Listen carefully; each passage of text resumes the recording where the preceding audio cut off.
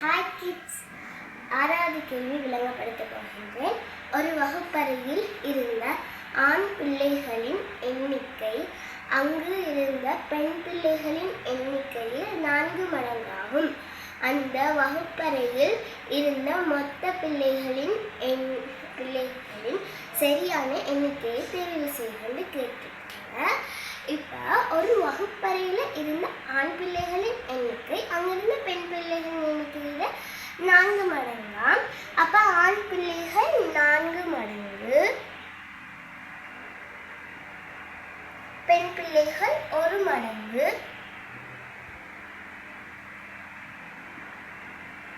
மொத்தம் 5 மடங்கு.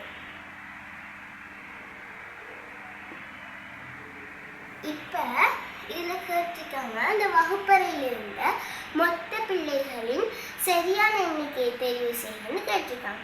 இதை பார்க்கறதுக்கு இங்க தரப்பட்டுள்ள எண்களை 5ஆல பிரித்து மீறின்றி எந்த எண் வருதோ அதுதான்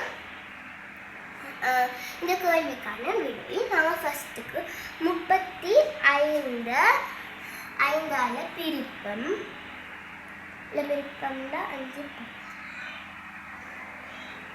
7 5 35 0 0. அப்போ இதில் மீதி வரல.